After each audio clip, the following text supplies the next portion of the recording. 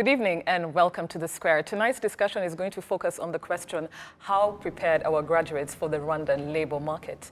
Just last week, over 7,000 students graduated from the University of Rwanda alone. And what we want to find out today, this evening, is whether these students are actually prepared and have the skills and networks to join the Rwandan job market. Joining us from an academic perspective is Professor Phil Cotton, who is a Vice Chancellor of the University of Rwanda. Professor Phil, thank you for joining us this evening. And also giving us a perspective from what the employers want is human resource expert Denise Umunyana, who is the managing partner of RightSeat Limited. Denise, thank you for honoring our invitation. Thank you for having me on the show. Great. My name is Dan Mpisi. I'm part of The Square, and I'm joined here by my lovely resident panelists. Charles Haber is part of The Square. Good to have you. How are you, Dana? Good. Good. Good. And I'm also joined here by Bernard Namata. Good to have you back on the show. You were not present with us last week because you traveled. Thank you, Dana. Good to have you. Also part of The Square, a resident panelist is Ephraim Rwangenge. He's not here with us, but he'll be following the show from wherever he is. Now, as we usually do, we're going to have a midweek recap of the week thus far. I'll start with you, Charles. Anything interesting happening for you this week? We're talking about, last week we were talking about Made in Rwanda. Yes. There's all this hype about Made in Rwanda. Apologies, I'm not wearing Made in Rwanda. That is clearly visible. But there's a property, water, and infrastructure conference and exhibition that's going on at the Serena. Yes. I was asked to speak at that conference today, then yesterday, today, and tomorrow. My company is exhibiting. And somebody, a Cameroonian guy, walked up to my stand today, to our stand, and asked, why is it that I only see 3 Rwandan companies out of the 21 exhibitors that are here? It hadn't occurred to me. So, and this guy happened to be a regular at these meets. And he told me, I've also been coming to the Builders Expo that happens at the convention center. And I actually do not find even 10% of Rwandan exhibitors at the international exhibitions, especially the very focused, sector-focused expos. And I asked myself, what is it that we're not getting right? Are we comfortable with that PSF expo that brings people from all over the corners of Rusizi and Nyamagabe, and that we don't think it's important to expose our goods and services to international travelers? What is it that we're not getting right? So I'm asking a question that I don't have a particular answer for, but I think it's a lost opportunity in there that we need to relook into. It perturbed me. But you're meaning that you mean to say that these exhibitors just didn't attend or were not exhibiting? What did you mean by he didn't see them? They're actually not there. Mm-hmm. Yeah, and there are no Rwandan companies at the exhibition stands. Mm-hmm. You have a very visible and aggressive dominance of regional and international exhibitors, and which is, I think, concerning. Yeah. Yeah. Rana, any midweek highlights so far? Yes, of course. Today is the Africa Day of Information. Yes. We've had quite an eventful day, courtesy of the Rwanda Governance Board. We had the media barometer highlighting.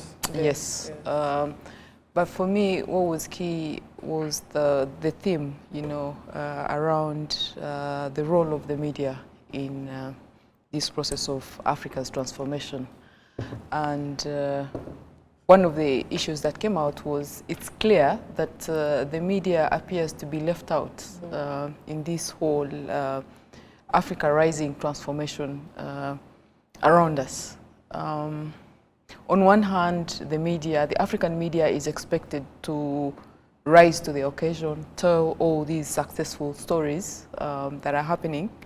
But on the other hand, it is almost non-existent. If anything, we're now being swallowed by foreign media that is establishing on the continent and growing. And we don't know how the African media will survive in an environment that as it is today, you know, most are pressed in terms of revenue, that they're not profitable. How do you ensure that the African media is sustainable? To be able to tell the compelling stories that tell the African story the way it can be appreciated by an international audience, that requires some bit of investment. That is not yet happening. And of course, it's a debate who has to do it.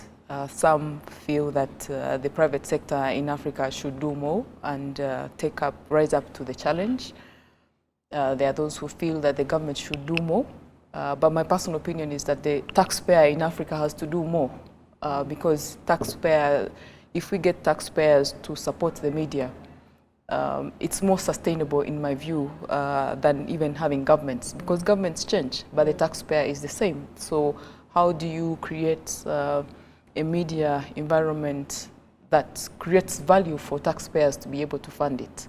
That is it. I don't have an answer, but it's something to reflect on. Both of you are asking quite heavy questions that you don't have answers to today, but yeah, it's very interesting.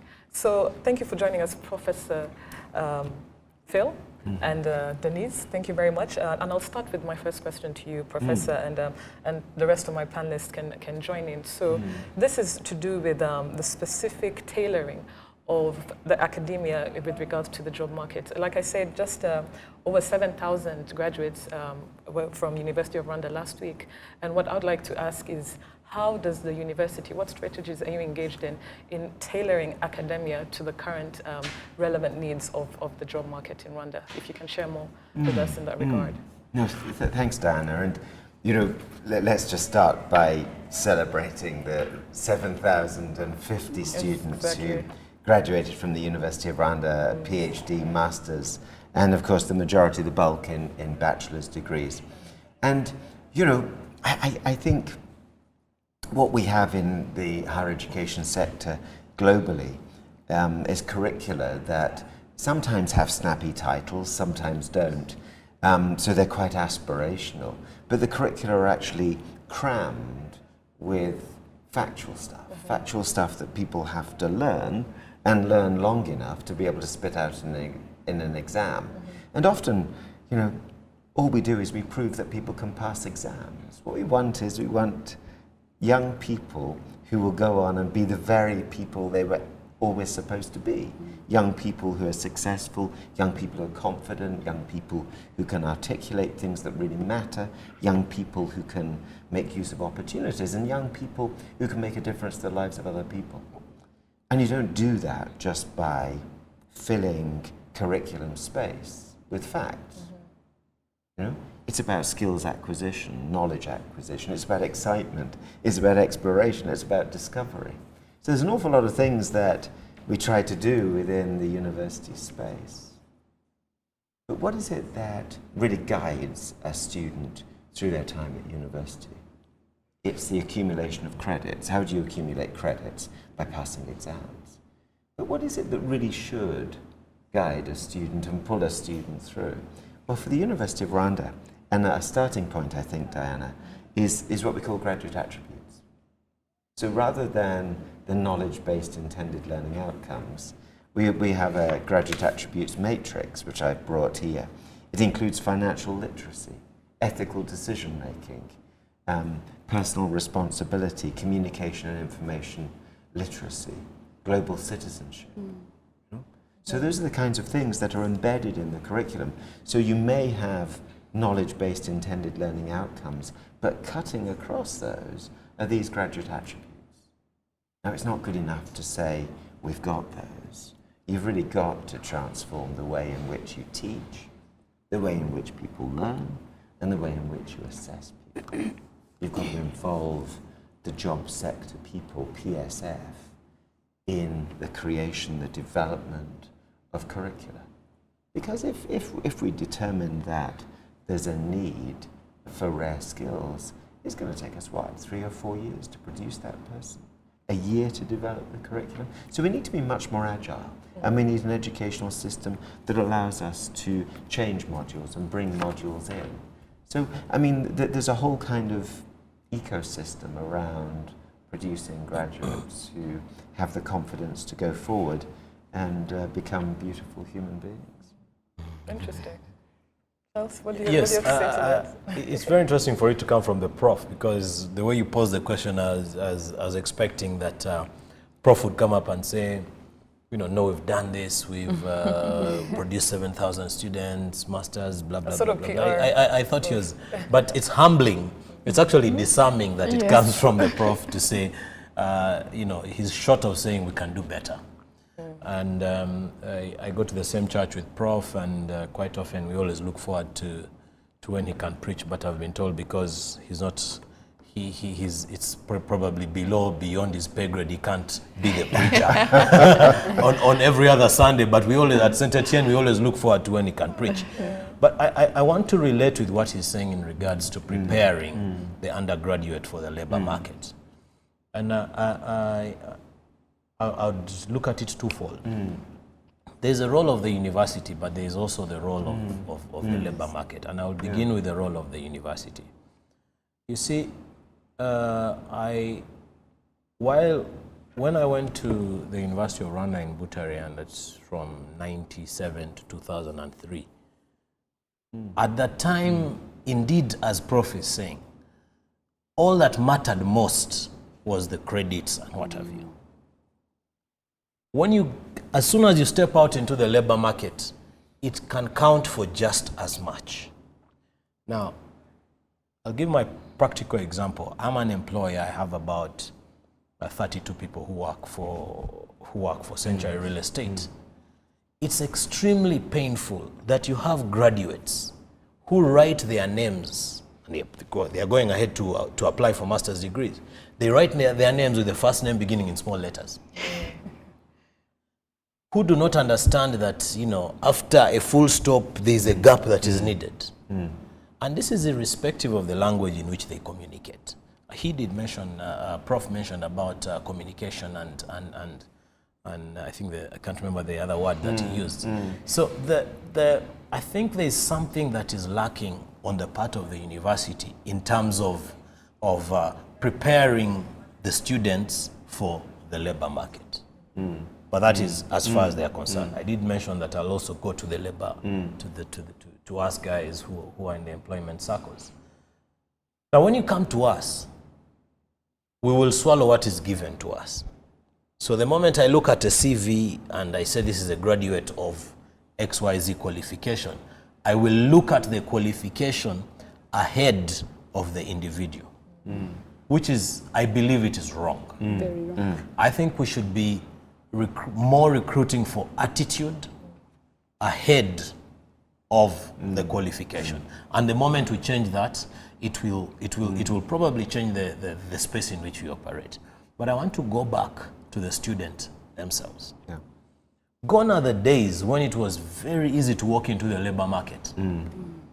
Today it is becoming more and more difficult. In my other life, I'm very involved in cricket and cricket administration. And I'll give a very sad story again about UR. We have a group of social cricketers. We call ourselves Abakamwe, is a Kinyarwanda word to mean old-timers.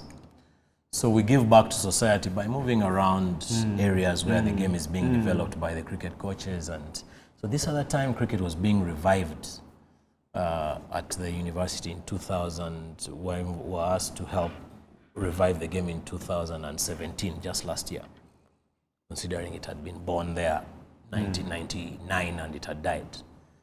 So as our grouping has surgeons, senior civil servants, seasoned accountants, well-established businessmen, central bank employees, you know, people well-established in their circles. So we asked the university administration, as part of our program throughout that weekend, give us a slot to speak to the students on preparing them for the labor market. They said, okay, fine, you'll do it on Saturday evening at 8 p.m. They gave us the grand auditorium. The hall was half full, and all the students were demanding to watch a football game. We went to the bar, they watched the football game, 90 minutes, they missed the wealth of knowledge that had come with us. So the point I'm raising is it's a tripartite responsibility. We all have, it's a mindset change that needs to come into place for us to prepare us, the undergraduates for the labor market. For the labor market, Yes. I have a very different perspective. First of all, I feel that we need an overhaul of our education system.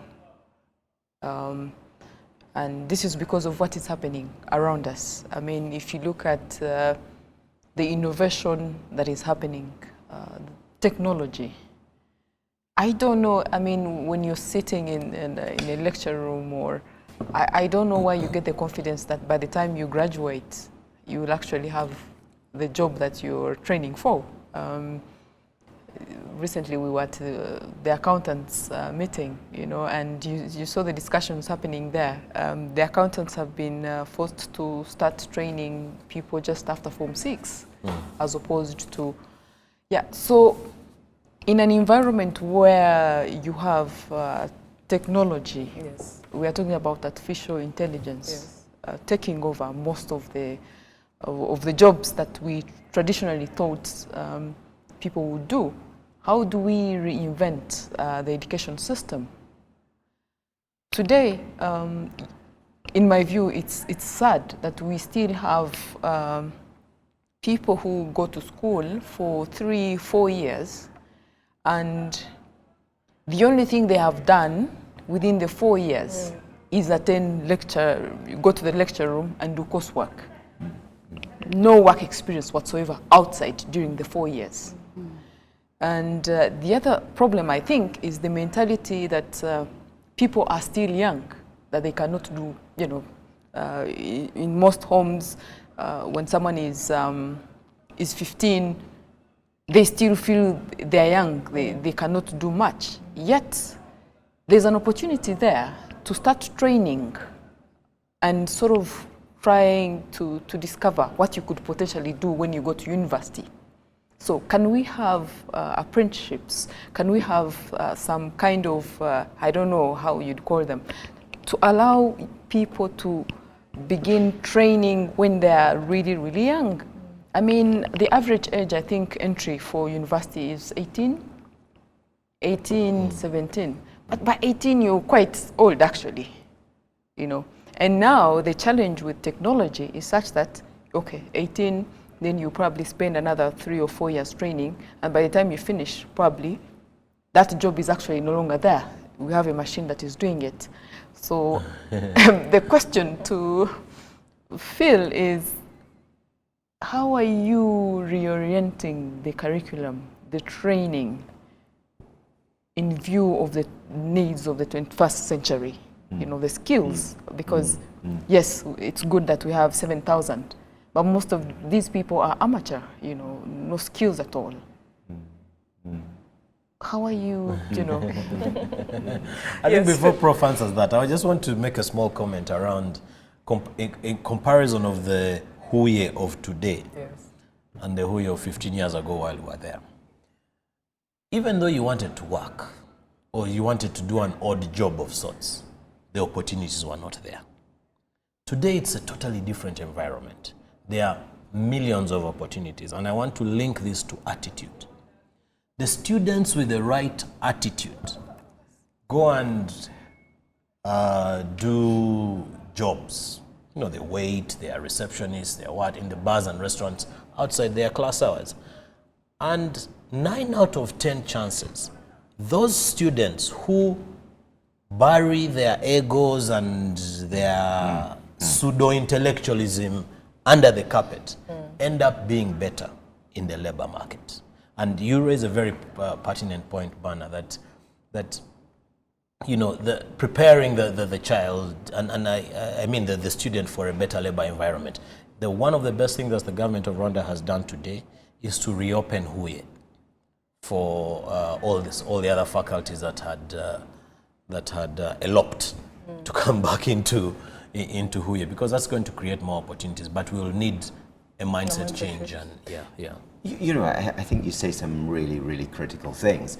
and I love this coming back to attitudes, because for me it's about values, attitudes and behaviours, and I can see Denise nodding in agreement. You know, and consistency and congruency between values, attitudes and behaviours. You know, and what is the kind of person that you want to employ? Who do you want on your team? You want somebody who's congruent and consistent. And where do those values, attitudes and behaviours come from? Well, we can certainly embed them within the university. But, you know, let's just, if we can, just make the link between what's going on in Huye at the moment. And it's really exciting, you know? It's a vibrant campus. There's lots of rehabilitation going on at the moment, lots of refurbishment. Thanks very much to the Reserve Force and our very positive working with them. But, you know, and I was talking to the mayor recently and saying, you know, wouldn't it be great when you go into Huye that there's a sign at the roadside which says, "Welcome to Huye, University Town."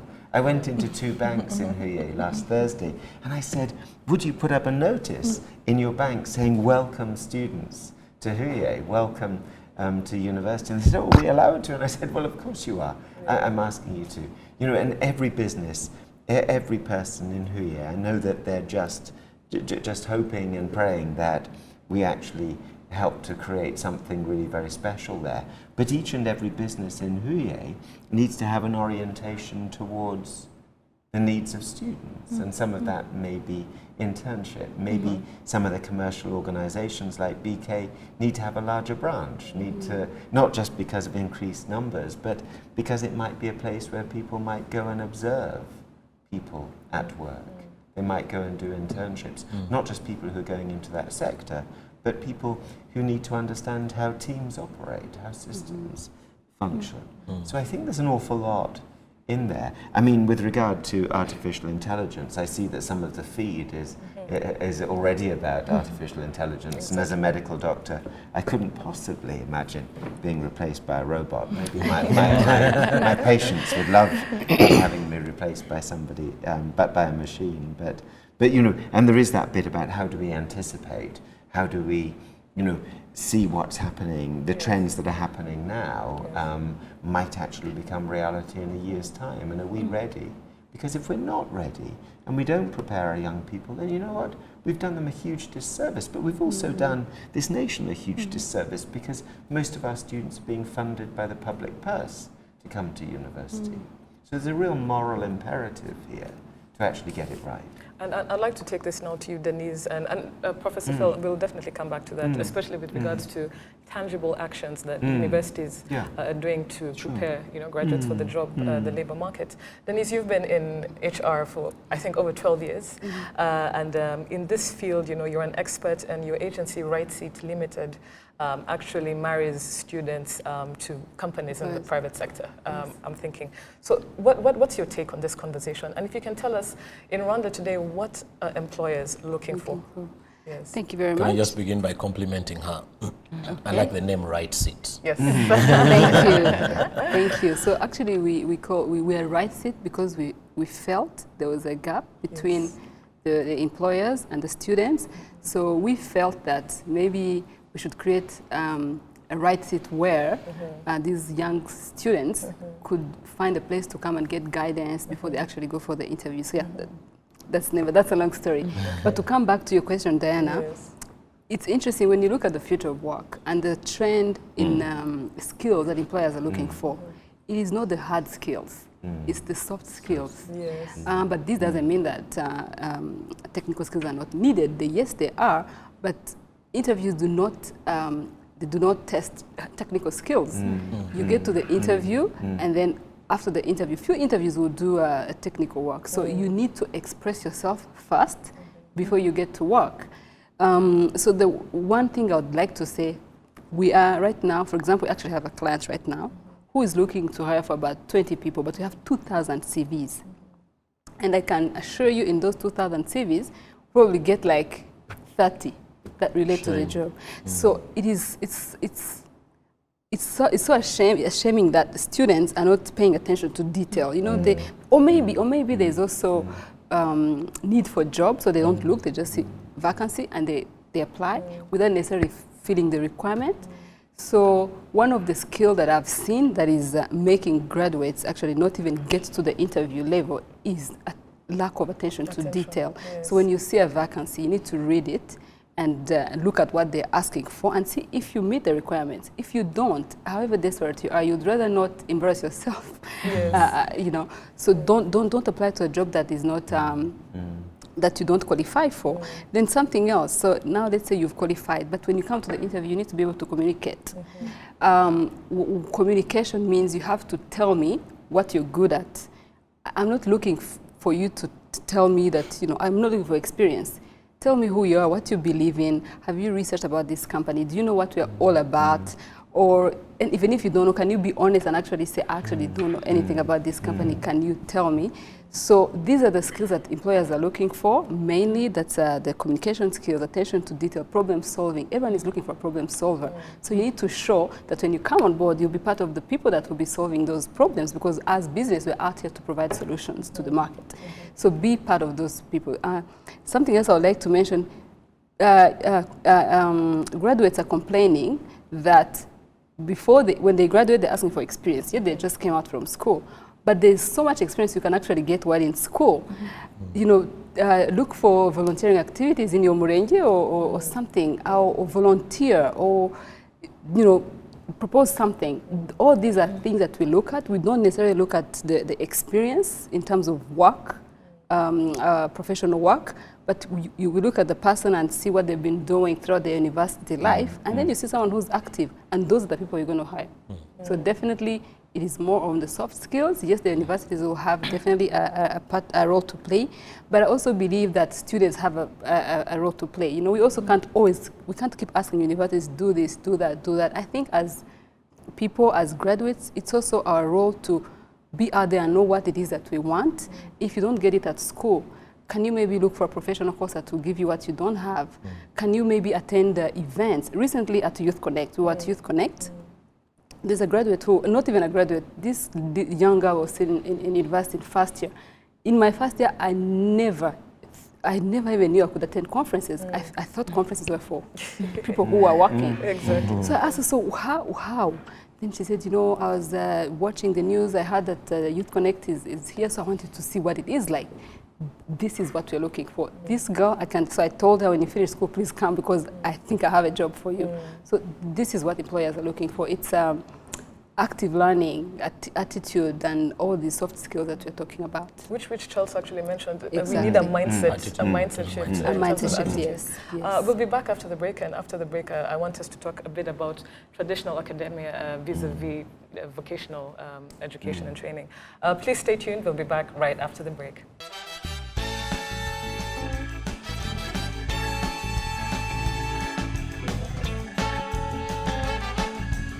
Tonight, we're discussing our graduates and their preparedness to enter the labor market. Joining us is Professor Phil from University of Rwanda, as well as Denise Munyana, who is a managing partner at Right Seat Limited, which is a human resource agency. My next question is to do with, you know, we've been talking about mindset change and a shift in our attitudes and thinking, especially for students. And I just want us to discuss traditional academia vis-a-vis technical and vocational training. And TVET is said to be something that's actually more relevant to today's labor market. What's your take on this? I completely agree. I think one of the real success stories of the education sector is the TVET sector, you know? But we were talking just before we came on air about the fact that we've kind of almost taken the vocational bit out of university education. I studied medicine. It's a vocation, you know? Yes. And vocation not in terms of being called by God, but actually it's more of an art than a science. We talked about my belief that journalism, architecture and medicine are vocational degrees. They are, you learn the trade through apprenticeships. Apprenticeship simply means to apprehend, to go alongside and to learn by being alongside. How do you learn to be a doctor? By walking alongside other doctors as they tend to patients. How do you learn to be an architect? By being in a studio, by going on site. You know, so I really like your question, because I think we should blur the boundaries, or be prepared, be brave and blur the boundaries between what we're now seeing as traditional classroom-based teaching and vocational type teaching. But for me, I want to shift the learning to something you were saying earlier, which is more learner-centric approaches to education, because it's actually, we're shifting to learning rather than teaching. So we're not imparters of knowledge, but we're facilitators of your development as a student. But we need to become more vocational. Universities around the world are now offering what they call apprenticeship degrees. So, you know, if you're that young girl who brought water to her village down in Karongi, I forget where it was now, then you can actually put that experience together in a package. You may say, I want to top it up with some theory, some theoretical frameworks, and you can apply and get what we would call an apprenticeship entry into a degree, and you do 2 years of study. But the real focus of our degrees must be on the challenges facing this region and this nation. Absolutely. You know, so you take a challenge like climate change, and you reorient the learning and the teaching to that. And for the College of Medicine, it might be changing patterns of disease. For the agriculture students, it might be pests. It might be, you know, the agricultural sector productivity.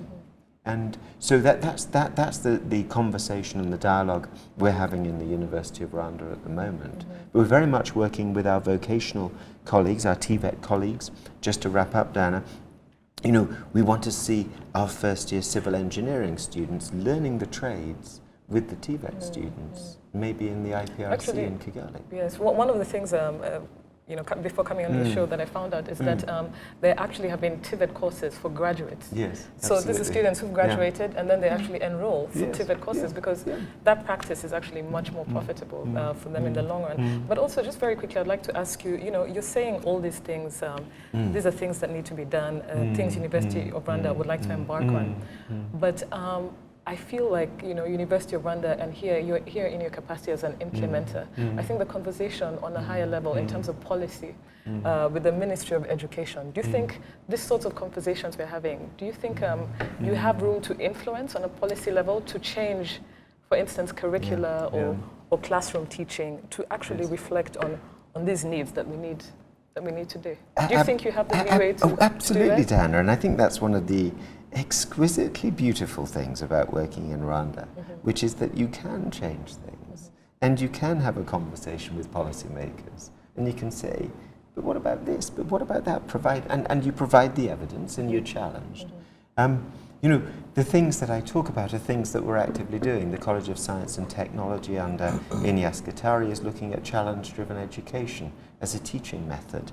College of Agriculture and Veterinary Medicine under Dr. Letitia is looking at problem-based learning. In fact, they've trained cohorts of faculty in problem-based learning to really turn on its head the way in which we teach. The College of Medicine and Health Sciences has more courses on Moodle than any other part of the university, and they're beginning to flip their classrooms.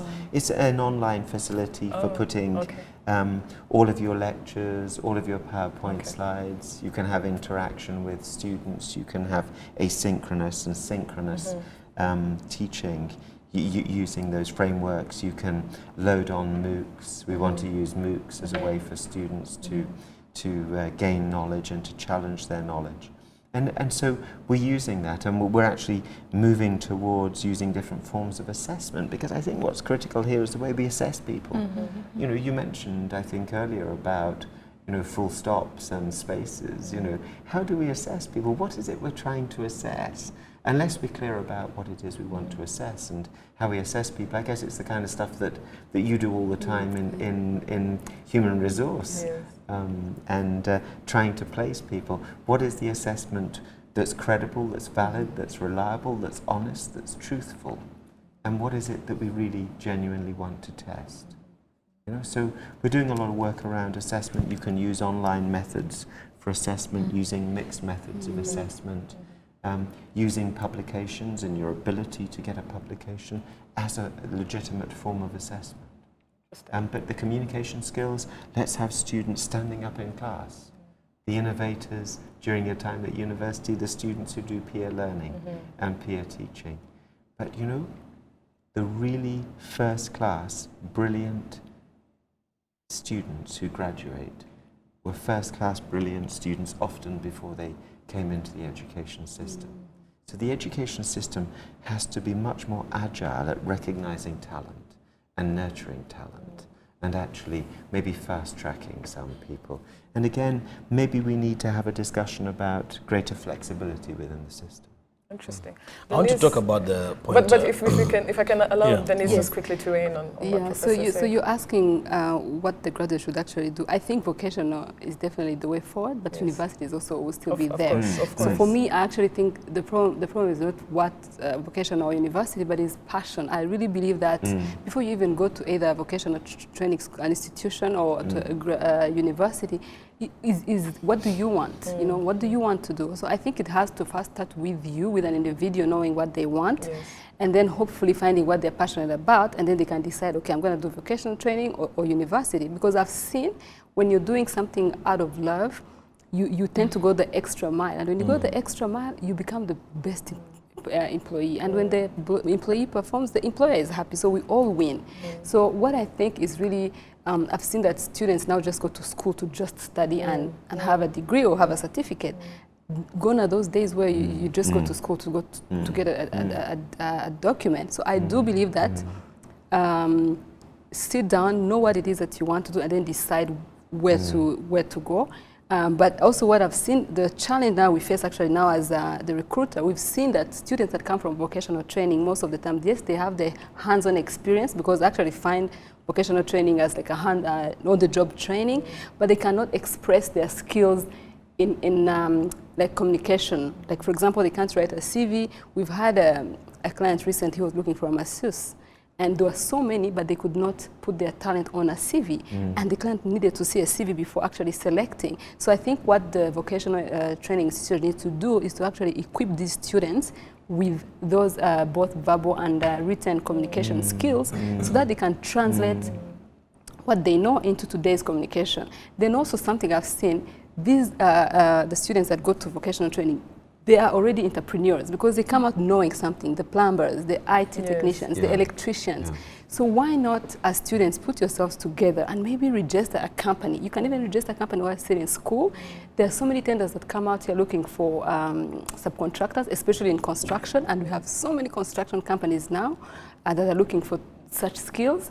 So you can actually start working while in school, because you're learning by doing. So I would really advise these students that are doing vocational training to already start creating a company. So they should be equipped to be entrepreneurs, so that they put themselves together, and then they can tender as subcontractors. I like that you put the focus on students to actually be a bit more proactive. Yeah, I think it starts with, you know, the university can do as much as they can, but it also starts with me as an individual. I cannot be spoon-fed, you know. I think I also have a role to play in that as an individual.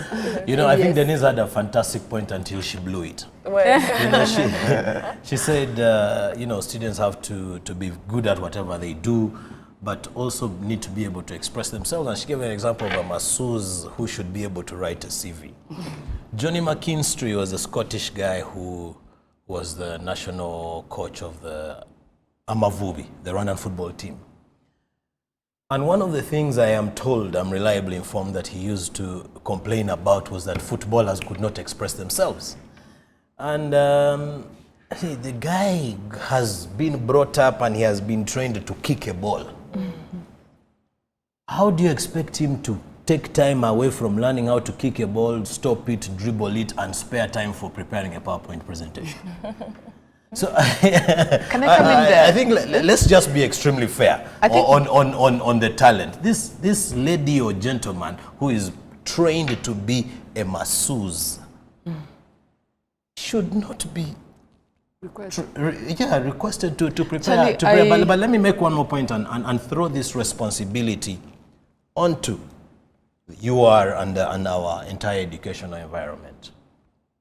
You teachers, lecturers, and people who produce graduates onto the labor market, you're under a moral obligation to give us a good product.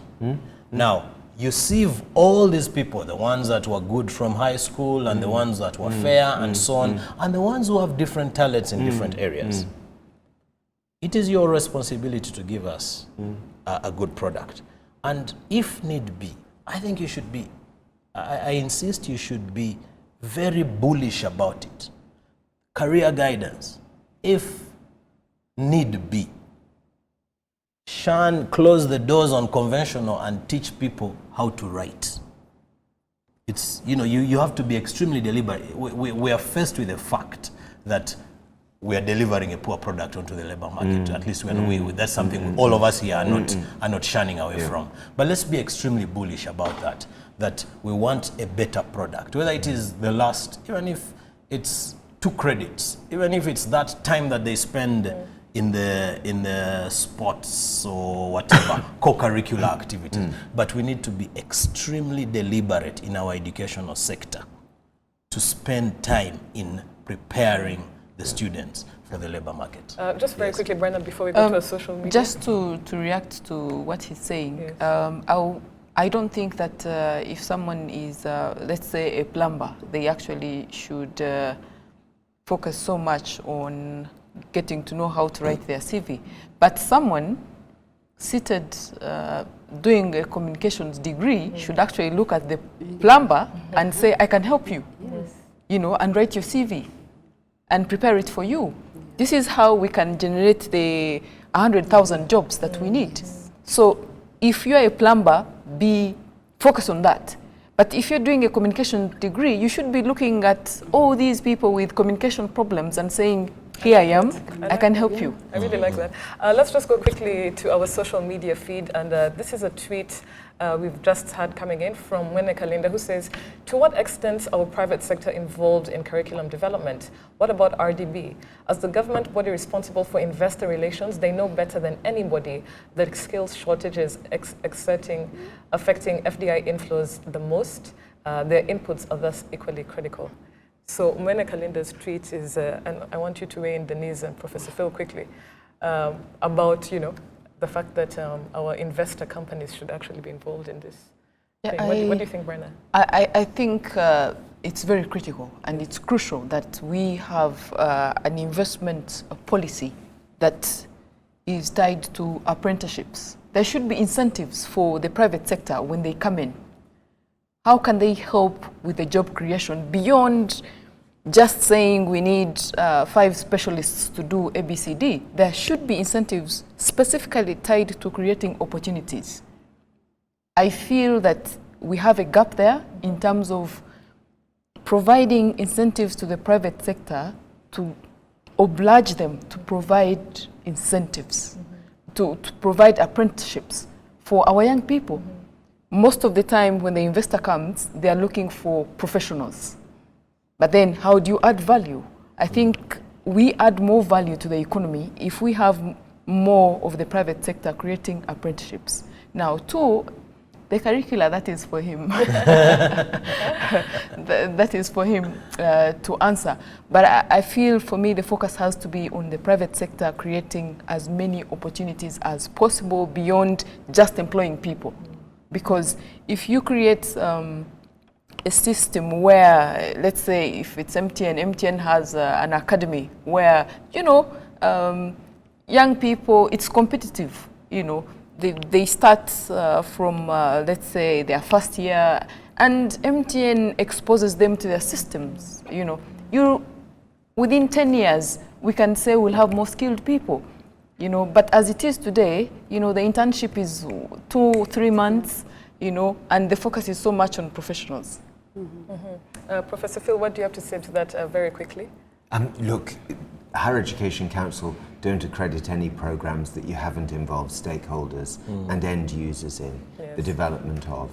So absolutely, we engage in all new programs and program reviews with private sector and people who are going to be end users of the graduates. RDB, very, very closely linked. There's a big priority skills for growth project, which has identified, a big World Bank funded project that's identified skills. We're working very much with RDB and the university and industry and TVET to make sure that we produce the priority skills that this country needs. Our next tweet is from African Patriot. African Patriot says, as AI, artificial intelligence, ultimately becomes a reality not too far away, many professions will be taken over by machines and robots. Certain subjects currently taught at universities will become irrelevant. Are we preparing for this eventuality? And I know this is something we mentioned earlier on. Denise, Charles, do you want to weigh in on this? What I would like to say is actually there are some jobs that will not go away. They're here to stay. They're here to stay because robots will need someone to tell them what to do. Absolutely. So yes, definitely there are some jobs that are going to go away, but I do believe that universities, yes, do need to know what these roles are and train students accordingly. So I think that's all I have to say about it. I would say that it's quite an issue actually that policymakers will have to pay attention to, because if you look at, again, with artificial intelligence, some of the people who are behind artificial intelligence and developing codes are not even university graduates. Absolutely. You know, Yes. so how do you deal with that? Yes. Our last tweet for today is from Murangwa Shiz, and Murangwa says that I think we should also reduce the expectations we have about University of Rwanda curriculums. Soft skills and character are not learnt in class, they're exercised outside the walls. This is interesting because this I is think what that's a fair comment. Yeah. But, Yeah, fair comment. Yeah, Yeah, this is what we've been discussing. we're not in the business of letting the prof off the hook. But that's a fair comment. This must be somebody from his PR machinery. No, but this is right, and I would love to meet Maragua Cheese if they want to come and see me in my office, because it's absolutely right. And you talked about soft skills, Absolutely. and, you know, and I think maybe it's disingenuous to call them soft skills because they're critical skills. They're critical You know, skills. how you Yeah. communicate, how you maintain eye Yes. contact, Yes. how you know, Yes. all this. So we're coming to the end of our show. Please keep the conversation going using our hashtag #TheSquareRW. And I'd like us to just give closing remarks quickly to our guests based on this conversation on you know, how prepared our graduates in terms of entering the job market. I'll start with you, Denise. What I would like to advise to students, graduates actually, is to keep looking for what it is that they like, that they're passionate about, and go for it. If you found it, well and good, focus on that. But if you haven't, please keep searching until you find what it is that you love, because really I've seen that doing something that you love makes everyone happy. And also, like you said, I'd just like to reiterate, I think students should just pay a bit more attention to detail. Follow instructions, look at the job qualification, find out if it applies to you. I think there's nothing worse for people like you, employers, going through CVs that have absolutely no connection to the job. Maybe just before Prof comes in, Yes. before this misses, I missed this point. Bana and Prof have kept alluding to the fact of the role of the private sector. Yes. I think the government of Rwanda needs to give the private sector an incentive to play a bigger role in terms of the quality product that comes onto the labor market. And some of these things are maybe fiscal. And you come up and say, we actually have a problem. The quality of product that's coming into the labor market is weak. So for every apprenticeship that you give, maybe the cost of that will be deducted off your income tax or something like that. There needs to be a gain. There needs to be an incentive for the private sector to solve the bigger problem. And just absolutely agree with you, Charles. And just based on that, I know that there was a certain period of time you could have interns as someone who hires interns in your company. If it exceeded a certain period, then you actually had to pay for them as employees. Is this still the case? Yeah, I think exceeding 6 months, that's no longer an intern. That has to be a. But 6 months goes by so quickly, and these are the incentives that you're talking about. They should allow interns to maybe intern for at least a year. But also something to add to that, yes, I do believe that the government needs to give incentive, but also as businesses, we also have a social responsibility to actually believe in the young ones. Yes. Like, for example, banks don't need graduates to go do the tailor work. So let's not wait for government to give us an incentive, but let us, as private sector, also believe in the young ones and give them a chance to do those jobs. Yeah. Professor? You know, all 7,050 students who graduated last week are wonderful young people with extraordinary skills and talents. If only they could realize them and we could help them realize them. And the people who help them realize them might be the people who eventually employ them. I would say don't be shaped by the piece of paper you've received at graduation. Don't let that be your story, but be shaped by the people around you, be shaped by your family, by your communities, by the people you see in the streets of Kigali and Nyagatare and Musanze. Be shaped by your experiences, and some of the people who shape you will have been your teachers. But you know, as we've said, find a passion. Find your regard and your love for bringing dignity to yourself and to other people, and I'm sure you'll find your way. Brenna, closing remarks? For me, I feel that we need a mind shift, because we still have many parents who feel that these are children and they cannot do much, so they spend so much time at home watching television. You know, they could do that, but they still should try and learn something. Get them out of the house. Let them try to do something, whether it's serving bourbon coffee or let them do something, because they will still learn something. Whether it's serving tea, they would learn how to, you know, even express themselves and say, would you like a cup of coffee, or, you know, yeah. So it should be good that we see more young people doing more outside, you know, the school environment. Yeah, people shouldn't wait to graduate and then they say, So oh, we're mindset. looking for jobs. I like the fact that a lot of the conversation tonight has really been around mindset change, you know, whether it's from traditional academia to vocational training, but also attitude and mindset amongst students to actually look outside the walls of the classroom in terms of building their skill sets that are very important in the labor market. Well, thank you very much, Professor Phil and Denise and Charles and Brenna. Always a pleasure to have these conversations. Please keep the conversations going. Use on Twitter using our hashtag #TheSquareRW. This is a conversation on whether the graduates in this country are prepared for the labor market. Thank you for joining us. I'd like to thank our partners, Uzi Collections and Bourbon Coffee. See you next week, same time, same place. Have a good evening.